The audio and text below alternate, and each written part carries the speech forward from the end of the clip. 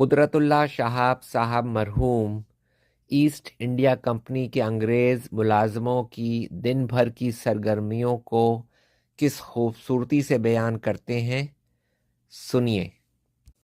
اپنے اپنے بنیے کی سرپرستی سے کمپنی کے انگریز ملازموں کی پانچوں گھی میں اور سر اکثر کڑھائی میں رہتا تھا۔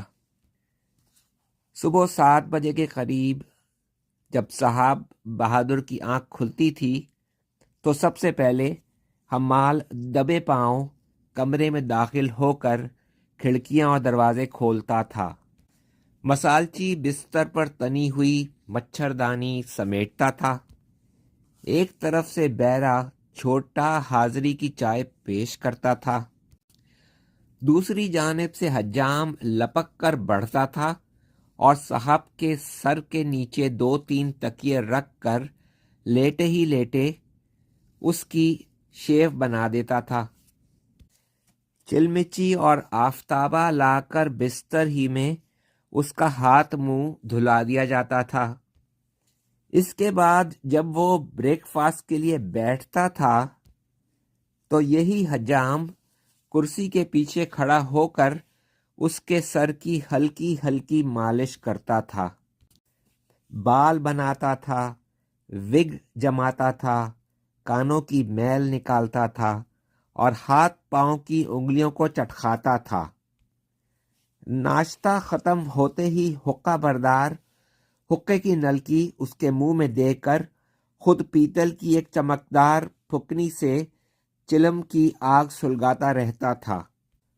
حقے کی پہلی گڑگڑاہٹ کے ساتھ ہی صاحب کا بنیا جھک جھک کر سلام کرتا ہوا کمرے میں داخل ہوتا تھا۔ اس کے بعد ملازموں کی فوج ظفر موج کا ریلا اندر آتا تھا۔ خانسامہ، بیرا، مسالچی، حمال، مالی، بہشتی، کتے والا، پنکھے والا، دھوبی، درزی، سب باری باری سلام کر کے اپنے دن بھر کی ضروریات پیش کرتے تھے۔ بنیا انہیں پورا کرنے کا بیڑا اٹھاتا تھا۔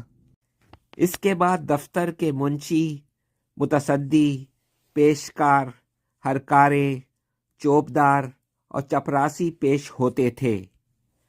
10 بجے صاحب کمرے سے برآمد ہو کر اپنی حیثیت کے مطابق گھوڑے یا پالکی یا فٹن پر سوار ہوتے تھے۔ ان کے سر پر چھاتا کھلتا تھا اور آگے پیچھے 10-15 چوبداروں، برقندازوں اور چپراسیوں کا جلوس چلتا تھا، جو بڑی خوبصورت رنگین وردیوں میں ملبوس ہوتے تھے۔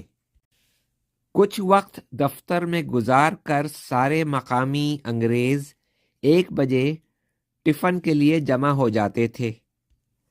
لنچ میں 15 سے 18 تک کھانے کے کورس اور 4-5 قسم کی شرابیں ہوتی تھیں۔ 4 بجے کھانے سے فارغ ہو کر شام کے 7 بجے تک قیلولہ ہوتا تھا۔ اس کے بعد باربر ایک بار پھر ان کے کان کی میل نکالتا تھا، انگلیوں کے جوڑ چٹکھاتا تھا اور بال سوار کر سر پر وگ جماتا تھا۔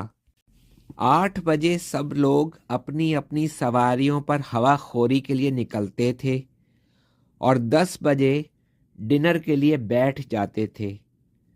ڈنر کے بعد رات گئے تک حقے اور شراب کا دور چلتا تھا۔